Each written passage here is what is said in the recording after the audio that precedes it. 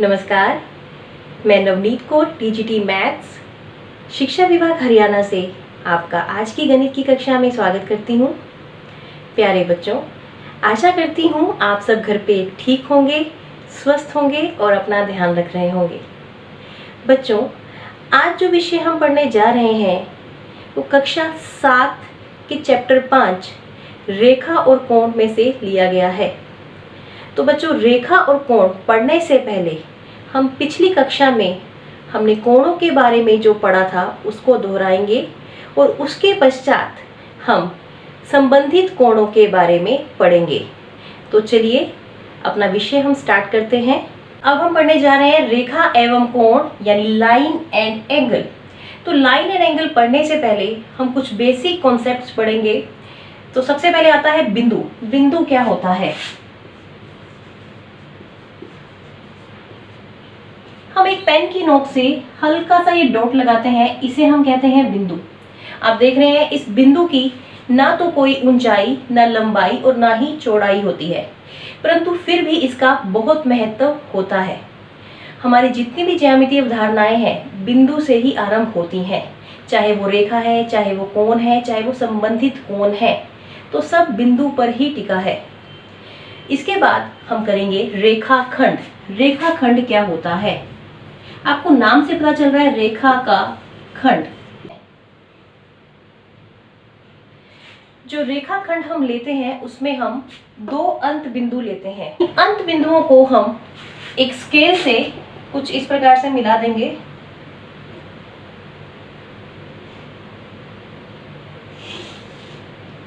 तो ये बन गया आपका रेखाखंड। आप देख रहे हैं रेखाखंड के दो अंत बिंदु हैं। अगर मैं इस बिंदु को नाम दूं A, इस बिंदु को नाम दूं B, तो ये बन जाएगा आपके पास। इसको हम इस प्रकार से दर्शाएंगे। उसके बाद किरण। किरण क्या होता है? किरण क्या होती है? किरण में एक प्रारंभिक बिंदु होता है।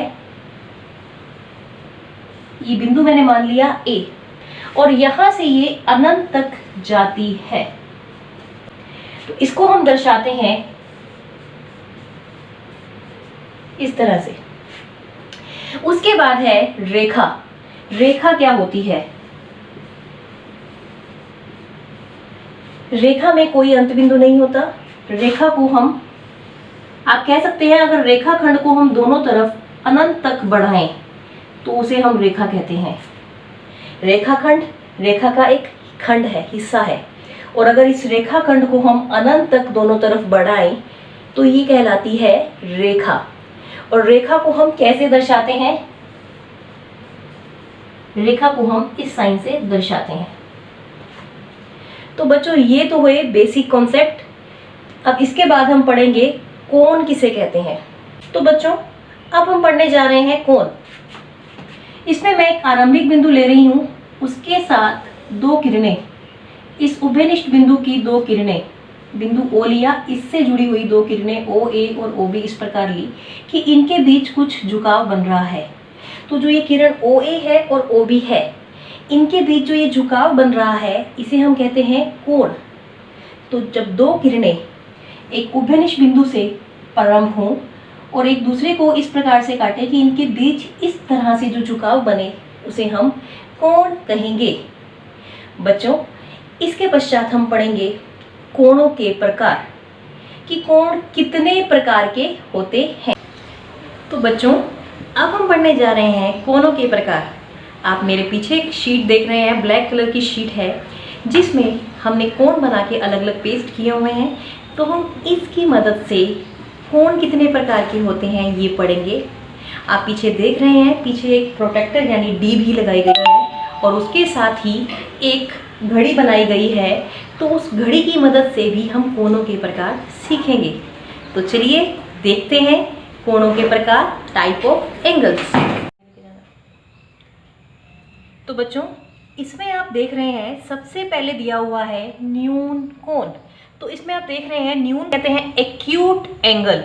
न्यून कोण 0 डिग्री से बड़े और 90 डिग्री से छोटे कोणों को हम न्यून कोण कहते हैं। उसके बाद दूसरे नंबर पे है समकोण। आप देख रहे हैं इसमें दो रेखाएं एक दूसरे पर किस तरह से लंब है, और ये कोण जो होता है 90 डिग्री के बराबर होता है, इक्वल टू 90 डिग्री। इसे हम राइट एंगल भी कहते हैं। उसके बाद तीसरा कोण है ऑब्ट्यूज एंगल, इसे हम अधिक कोण भी कहते हैं। ऑब्ट्यूज एंगल ग्रेटर देन 90 और लेस देन 180, मतलब 90 से बड़ा और 180 डिग्री से छोटा। तो आप देख रहे हैं इसमें 90 से थोड़ा सा आगे इसको लेके गए हैं, तो ये बन गया 90 से बड़ा पर 180 से छोटा। उसके बाद है हमारे पास स्ट्रेट एंगल, जिसे हम कहते हैं ऋजु कोण।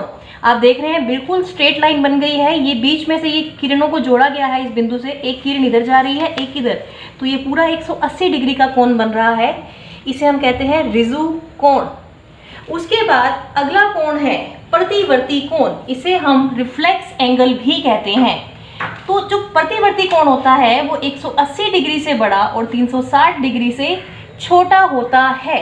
तो आप देख रहे हैं इसमें जो ये कोण है इसमें, तो आप ये देखिए ये चीज़ कि ये 0 से स्टार्ट होके ये 180 से आगे चला गया है, पर ये 360 से छोटा है। अगला कोण जो हमारा है कंप्लीट एंगल, जिसे हम कहते हैं संपूर्ण कोण। आप देख रहे हैं आप इसमें देख रहे हैं कि ये पूरा एक सर्कल, कंप्लीट सर्कल इसमें शो हो रहा है, एंगल का जो साइन है, तो ये संपूर्ण कोण है जिसका मान होता है 360 डिग्री। इसके बाद हमने लिया है प्रोटेक्टर, जिसे आप डी कहते हैं। आप इसमें देखिए ये डी की तरह हमने ये बनाई है, इससे हम कोणों को मापते हैं। उसके बाद एंगल बाय क्लॉक, आप घड़ी में देखते हैं कि जैसे मैं अब इस घड़ी में अगर मैं इसको थोड़ा सा इस तरह से बेंड करती हूँ, तो आप देखिए ये बीच में, इन दोनों के बीच में एक कोण बनेगा। तो इस तरह से हम कोणों को घड़ी से दर्शाते हैं। तो बच्चों आपने देखा कोणों के प्रकार क्या होते हैं, टाइप ऑफ एंगल्स। बच्चों अब हम कोणों के प्रकार एक एक्टिविटी से करेंगे। बिल्कुल सिंपल सी एक्टिविटी है, ये आप अपने घर पे भी कर सकते हैं। हम एक बुक लेंगे जिसमें हम कोणों को दर्शाएंगे। तो बच्चों आप ये बुक देख रहे हैं, इसको मैंने ऐसे ही रखा हुआ है, तो ये है 0 डिग्री का कोण। अब आपको पता चलेगा 0 डिग्री का कोण कैसे है। अब इसको मैं थोड़ा सा ओपन करती हूँ, तो आप देखिए इसमें कुछ एंगल बना, कुछ कोण बना। तो आप देख सकते हैं इसमें अगर मैं इस भुजा को रखती हूँ, तो ये देखो इस और इस भुजा के बीच में कोण बन रहा है। तो जो ये कोण है बच्चों, ये न्यून कोण है। आप देखिए 0 से बड़ा पर 90 डिग्री से छोटा, तो ये बन गया न्यून कोण। इसके बाद अगला है 90 डिग्री का, लंब है, एक भुजा दूसरी भुजा पे लंब है, तो ये बन गया समकोण, इसे हम कहते हैं राइट एंगल। एक्यूट पहले 0 डिग्री यानी शून्य कोण, फिर एक्यूट एंगल मीन्स न्यून कोण, उसके बाद 90 डिग्री मतलब समकोण राइट एंगल। अब 90 डिग्री से थोड़ा सा आगे जाते हैं, तो ये बन जाता है क्या, अधिक कोण। क्या बन जाता है, अधिक कोण, जिसे हम कहते हैं ऑब्ट्यूज एंगल। उसके बाद अगर हम थोड़ा सा और आगे लेके जाते हैं इसको, तो जो ये एंगल बनता है, ये जो एंगल बनेगा बिल्कुल सीधा बनेगा, इसे हम कहेंगे ऋजु कोण यानी स्ट्रेट एंगल। 180 डिग्री मान होगा इसका। बच्चों अब इसके बाद अगर हम थोड़ी सी आगे और लेके जाते हैं इसको, तो ये बन जाता है प्रतिवर्ती कोण। अब आप देखिए प्रतिवर्ती कोण कैसे बनेगा। ये आप देखिए 0 से स्टार्ट किया था हमने, 0 से हम गए 90 पे, 90 से 180, 180 से आगे, तो 180 से बड़ा और 360 डिग्री से छोटा कोण जो होगा वो प्रतिवर्ती यानी रिफ्लेक्स एंगल कहलाएगा। अब अगर इसको मैं पूरा ऐसे रिवॉल्व करते हुए यहाँ पहुँच जाती हूँ, तो देखिए शुरू कहाँ से किया था हमने, शुरू हमने यहाँ से किया था, तो ये पूरा घूमते हुए ये आ गया पेस यहाँ पे, तो ये क्या बन गया है, कंप्लीट एंगल, संपूर्ण कोण, जिसका मान होता है 360 डिग्री। तो बच्चों आपने देखा कि हमने कॉपी के पेज से कैसे दर्शाया कि कोणों के प्रकार क्या होते हैं। बच्चों हम अपने दैनिक जीवन में कोण कहाँ कहाँ देखते हैं, तो चलिए देखते हैं। हम अपने दैनिक जीवन में बहुत सारे एग्जाम्पल देखते हैं, जैसे घर की दीवारें समकोण पर खड़ी होती हैं, सीढ़ियाँ किसी और कोण पे आधारित होती हैं, उसी प्रकार हमारे घर के दरवाजे या गेट अगर हम उनको ओपन करते हैं तो आप देखते हैं कुछ ना कुछ एंगल बनाएंगे। अगर आपने नोटिस नहीं किया तो आज करिएगा। और इसी प्रकार अगर आप फ्रिज का डोर खोलते हैं, ओपन करते हैं, तो वो भी कुछ एंगल को दर्शाता है। बच्चों योगा करते हैं आप, तो योगा करते समय भी आप अपनी जो मुद्राएं होती हैं किसी न किसी कोण पर टिकी होती हैं, आप कुछ ना कुछ कोण बनाते हैं। इसी प्रकार घड़ी तो आप सब रोज देखते हैं, तो घड़ी में आप देखते हैं घड़ी की जो दो सुइयां होती हैं उनके बीच में हर समय कोई ना कोई एंगल बन रहा होता है, कोई ना कोई कोण बना होता है, चाहे कितना भी समय हो।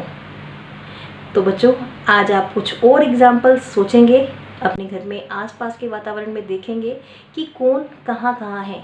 तो बच्चों अब हम पढ़ने जा रहे हैं संबंधित कोण, कि कोण और संबंधित कोण कौन से होते हैं। तो उसे पढ़ने से पहले हम कुछ एग्जाम्पल देखेंगे। तो मैं सबसे पहले एक स्टेपलर का एग्जाम्पल ले रही हूँ। आप देख रहे हैं स्टेपलर है। स्टेपलर को जब हम इस तरह से ओपन करते हैं तो आप देखिए बीच में एक इनके उभयनिष्ठ भुजा आ रही है और आसपास दो अलग भुजाएं हैं।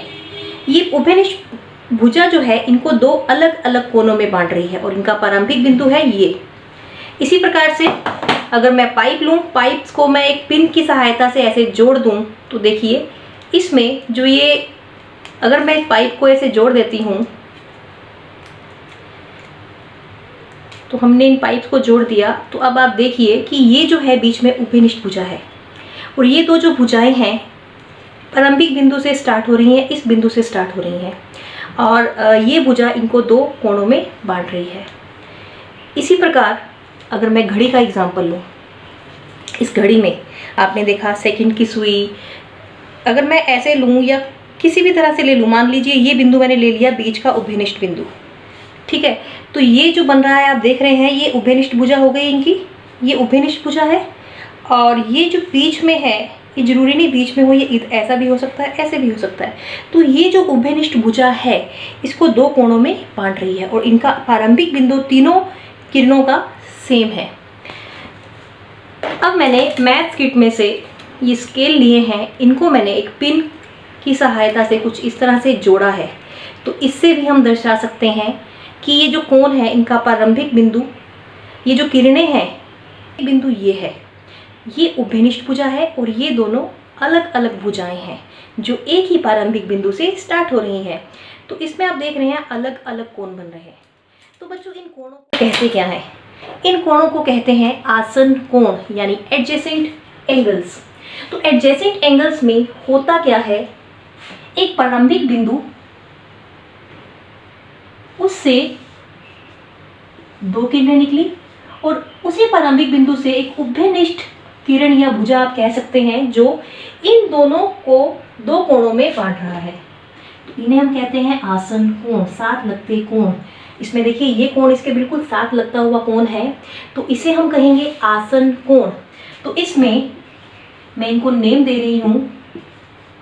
तो इसमें उभयनिष्ठ भुजा है OB, उभयनिष्ठ भुजा है OB और अलग अलग जो भुजाएं हैं वो OA और OC है। तो ये कोण और ये कोण। तो बच्चों अब हम पढ़ने जा रहे हैं रैखिक युग्म। रैखिक युग्म लीनियर पेयर, नाम से पता चल रहा है रैखिक मतलब रेखा पर बना युग्म। तो एक रेखा पर बना कोण यानी एक सरल रेखा पर बना कोण। आपको पता है एक सरल रेखा पर जो कोण बनता है वो होता है 180 डिग्री का, दैट इज ऋजु कोण। तो इसमें दो किरणें थी, एक किरण यहाँ, एक किरण यहाँ। ये इस बिंदु से प्रारंभ हो रही थी और इनके बीच में जो ये सांझी उभयनिष्ठ भुजा थी OA, तो ये दोनों मिलके किरणें एक रेखा बन गई। इस रेखा पर जो कोण बन रहा है बिल्कुल सरल रेखा है, इसमें देखिए आप, इस पे जो कोण बनेगा वो 180 डिग्री का बनेगा। तो अगर हम इसके दो हिस्से करें तो इनका योग 180 डिग्री ही आएगा। चाहे मैं इसको ऐसे लूं, रहेगा तो ये 180 डिग्री ही। अगर हम इसके दो हिस्से भी कर दें, तीन हिस्से भी कर दें, तो भी इनका योग 180 डिग्री रहेगा, क्योंकि एक सरल रेखा पर बन रहा है, बिल्कुल सरल रेखा पर बन रहा है। तो आपने ध्यान रखना है रैखिक युग्म मीन्स रेखा पर बना युग्म। तो उसमें जितने कोण बनेंगे, दो कोण बनेंगे, तीन कोण बनेंगे, उनका योग 180 डिग्री होगा। तो अब इसका एक एग्जाम्पल ले लेते हैं हम। तो बच्चों अब हम देखने जा रहे हैं कि रैखिक युग्म हम किस प्रकार से देखते हैं। तो देखिए इसमें मैंने एक डी ली है, डी पे मैंने 2 पाइप इस प्रकार से लगाए हैं कि वो एक रेखा को दर्शाएं, और इसमें मैंने एक ये उभयनिष्ठ भुजा के तौर पे ये पाइप लिया है। तो देखिए इसको हम थोड़ा सा ऐसे आगे पीछे कर सकते हैं। अगर मैं इस उभयनिष्ठ भुजा को यहाँ लेके आती हूँ तो आप चेक कर सकते हैं कि इसमें जो कोण बना है ये बना है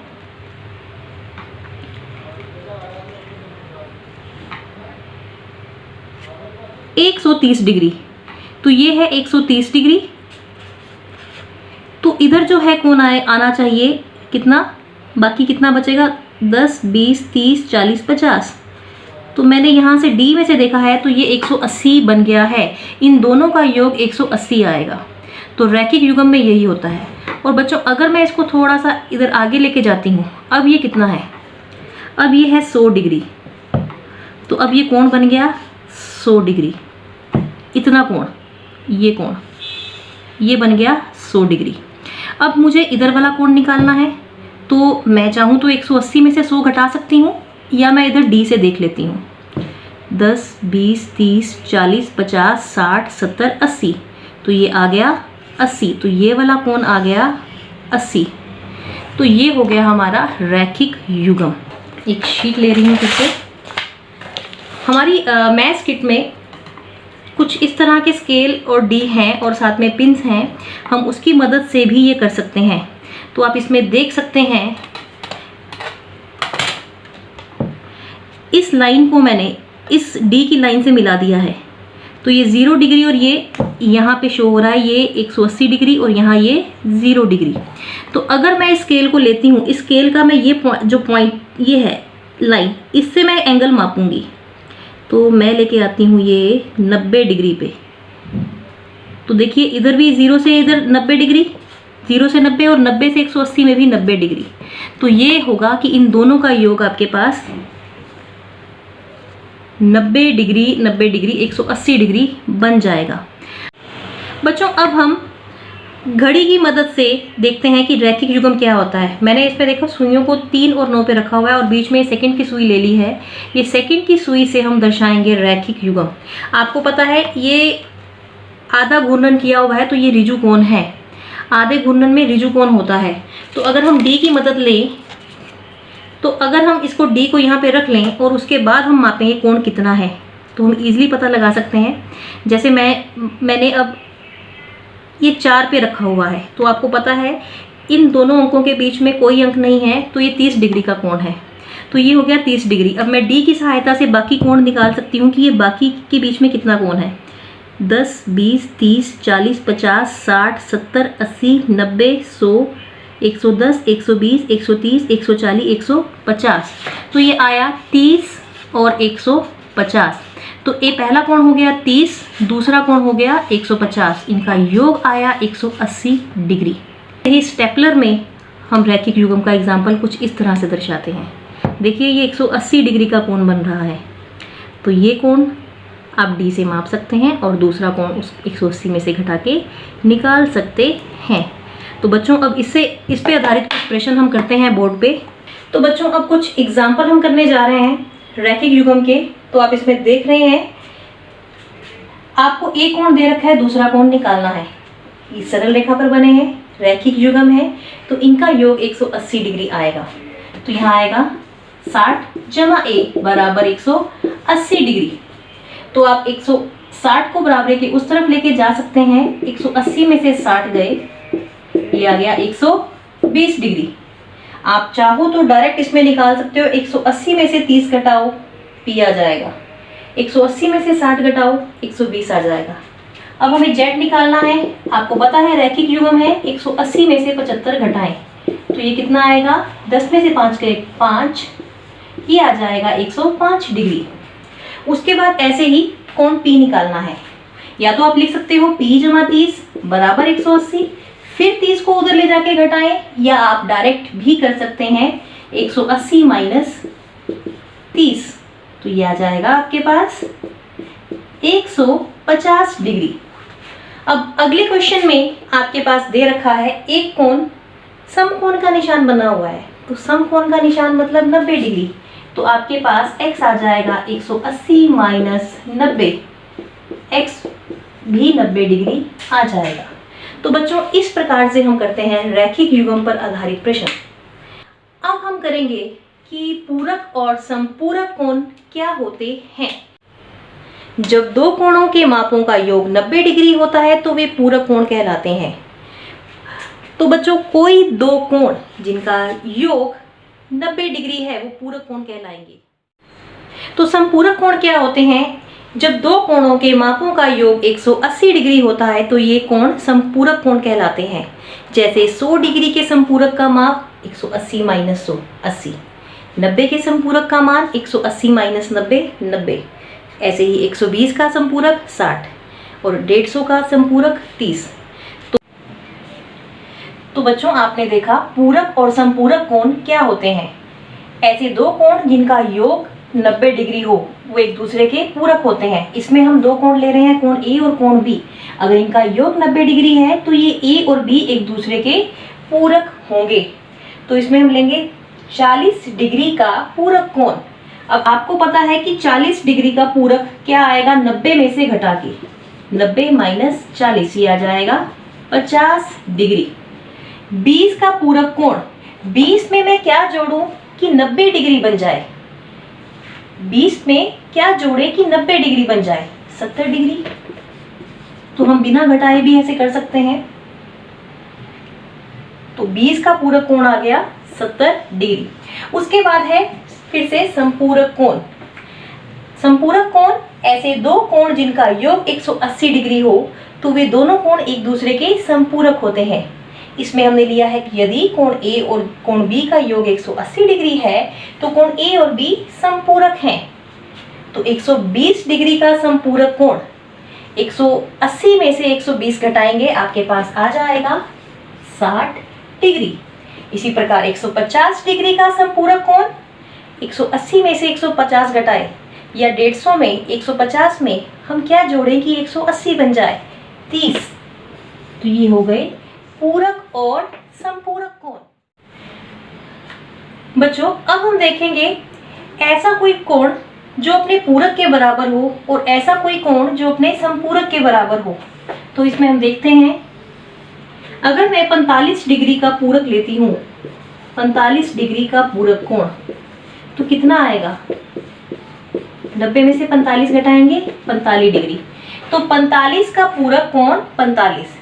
इसी प्रकार अगर मैं 90 डिग्री का समपूरक कोण लेती हूँ, 90 डिग्री का समपूरक कोण, तो 90 को 180 में से घटाएंगे तो आपके पास 90 डिग्री ही आएगा। तो 90 का समपूरक 90 डिग्री। बच्चों अब हम पढ़ने जा रहे हैं समांतर रेखाएं। समांतर रेखाएं क्या होती हैं? इन्हें हम पैरेलल लाइंस भी कहते हैं। समांतर रेखाएं, इनको जितना मर्जी आप आगे बढ़ाएं, ये कभी एक दूसरे को प्रतिच्छेद नहीं करती। इनके बीच की दूरी हमेशा समान रहती है। अगर आप इस बिंदु से इनकी दूरी देखें वो भी समान होगी, अगर आप इस बिंदु से इनकी दूरी देखें समान रहेगी, इस बिंदु से दूरी देखें समान रहेगी।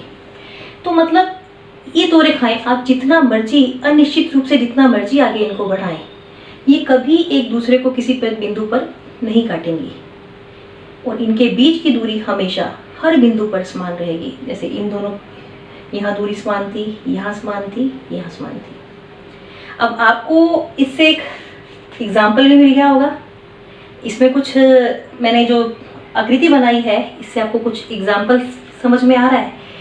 सीढ़ी, आप घर में सीढ़ी यूज करते हैं लकड़ी, वो भी समांतर रेखा का ही एक उदाहरण है। इसी प्रकार से ये ब्लैक बोर्ड जो है इसकी दो साइड्स ये भी एक दूसरे के समांतर है, ये साइड इसके समांतर है।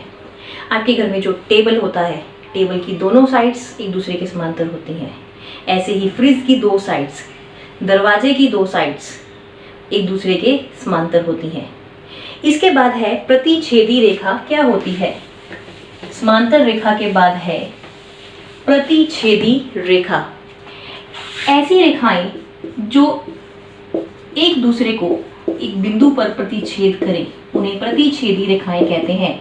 इन्हें इंग्लिश में कहते हैं इंटरसेक्टिंग लाइंस। तो ये आ गया आपके पास प्रतिच्छेदी रेखा।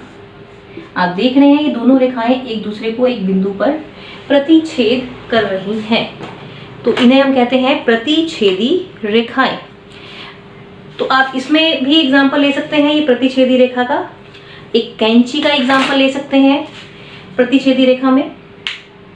इसके बाद है तिर्यक रेखा। क्या होती है तिर्यक रेखा, जिसे इंग्लिश में कहते हैं ट्रांसवर्सल। तिर्यक रेखा, तिर्यक रेखा जब दो समांतर रेखाओं को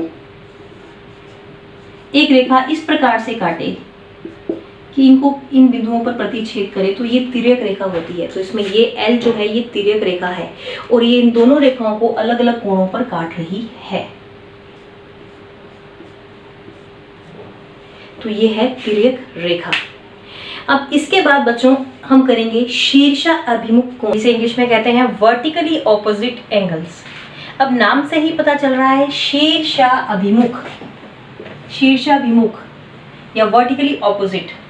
तो इसके लिए हम लेंगे प्रतिच्छेदी रेखाएं, इंटरसेक्टिंग लाइंस। आप देख रहे हैं दोनों लाइंस O बिंदु पर प्रतिच्छेद कर रही हैं। तो इसमें ये शीर्ष उभयनिष्ठ है और इस शीर्ष में आमने सामने के जो कोण हैं उन्हें हम कहते हैं शीर्षाभिमुख कोण। इसी प्रकार से ये कोण इसके बराबर होगा, इन्हें भी हम कहेंगे शीर्षाभिमुख कोण। तो अगर आपके पास इस आकृति में 30 डिग्री ये कोण दे रखा है और आपको कहा जाए कि B कितना है, तो B भी 30 डिग्री ही आएगा। तो B आएगा 30 डिग्री। तो ये होते हैं शीर्षाभिमुख कोण। बच्चों अब हम वर्टिकली ऑपोजिट एंगल यानी शीर्षाभिमुख कोणों के बारे में पढ़ रहे हैं। तो उसका सबसे बड़ा उदाहरण है ये कैंची। आप कैंची में देख रहे हैं प्रतिच्छेदी रेखाएं बनती हैं, तो इसमें जो कोण बनते हैं वो वर्टिकली ऑपोजिट एंगल होते हैं।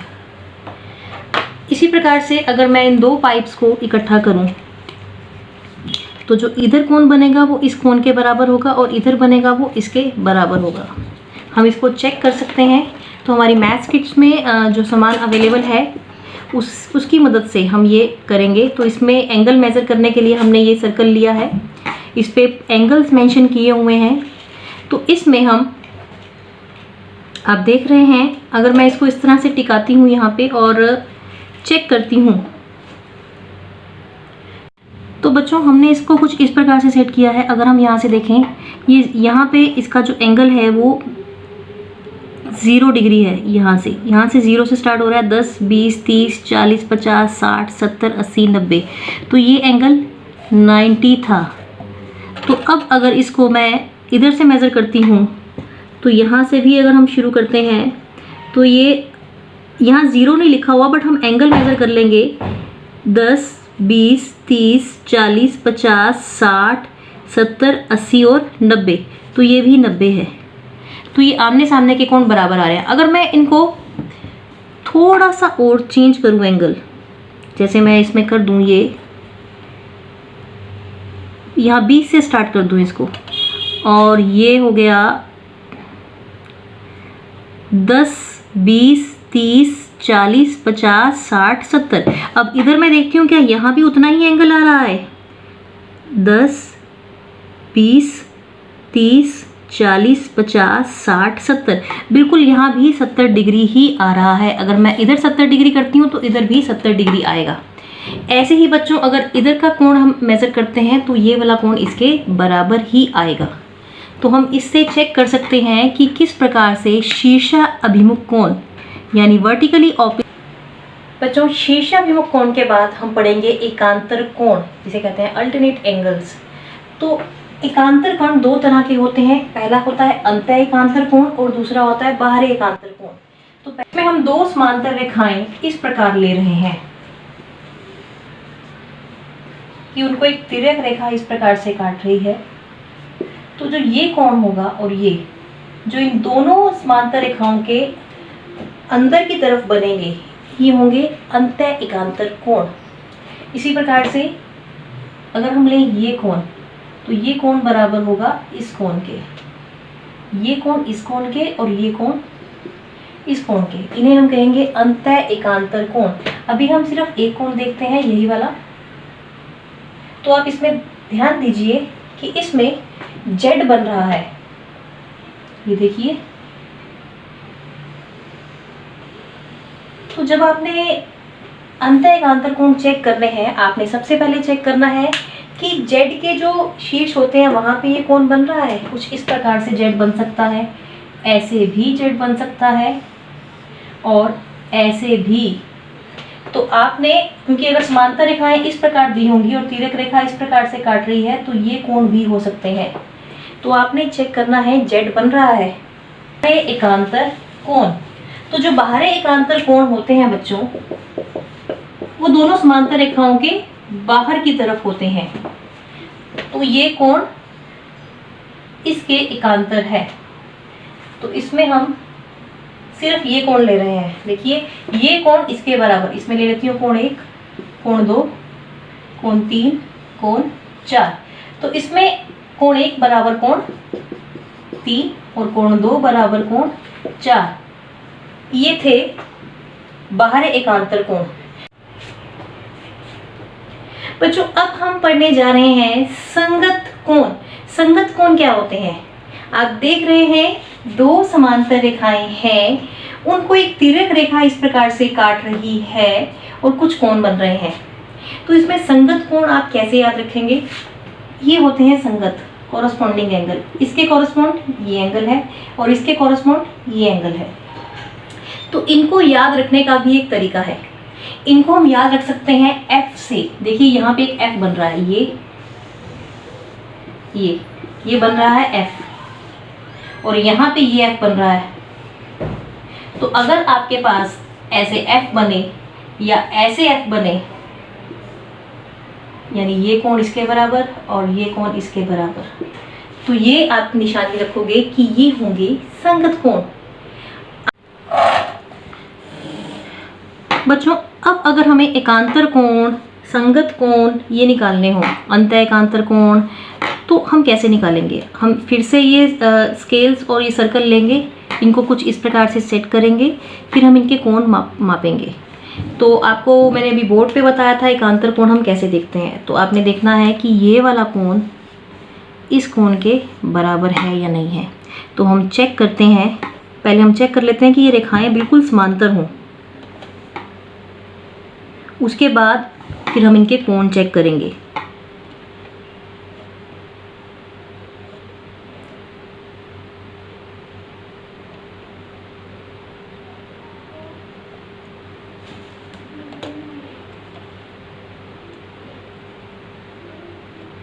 तो अब हम इनके कोण चेक करते हैं।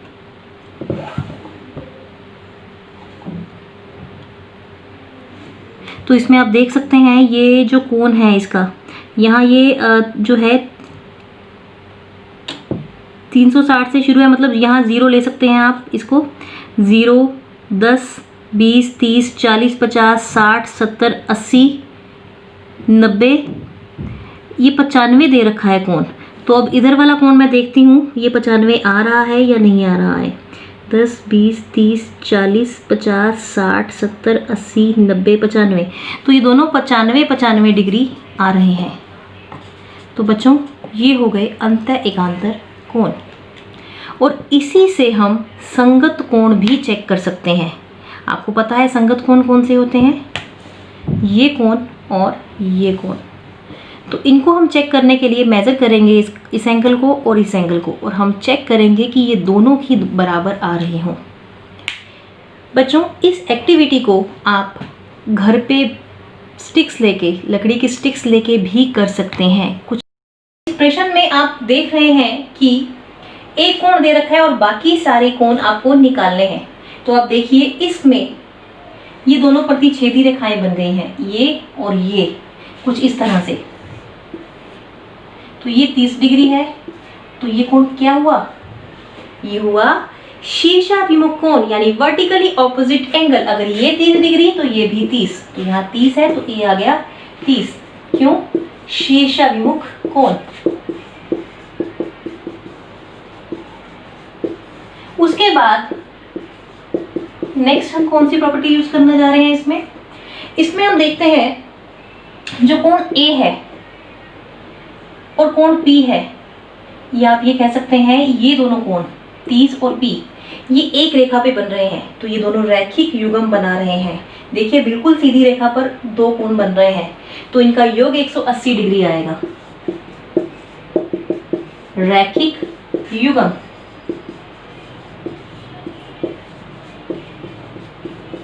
तो यहां से P आ जाएगा, 30 को बराबर के उस साइड लेके जाएंगे तो ये आ जाएगा 150, 150, तो ये आ गया 150। अब ये 150 है तो ये इसके शीर्षाभिमुख है, ये भी 150 हो गया, तो यहां से आ गया, इसलिए B भी 150 आ गया शीर्षाभिमुख कोण। अब बच्चों एकांतर कोण देखते हैं। B के एकांतर कोण है E, तो B अगर 150 है तो E भी 150। क्यों? एकांतर कोण। कोण B बराबर कोण E, एकांतर कोण। और E किसके बराबर है? G के, ये भी 150 आ गया। इसी प्रकार से कोण A बराबर है कोण F के।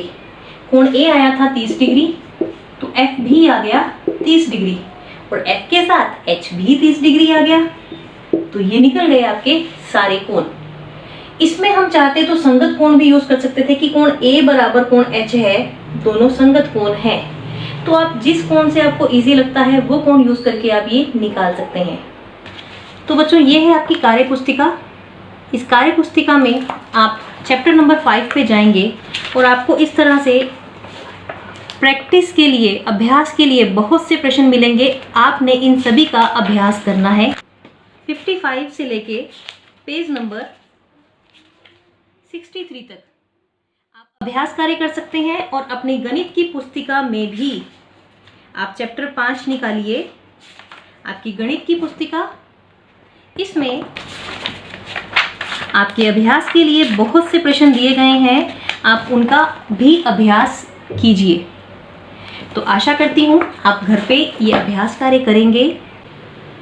तो बच्चों आशा करती हूँ आपने आज कुछ नया सीखा होगा और इसका आप अभ्यास भी करेंगे। धन्यवाद। जय हिंद।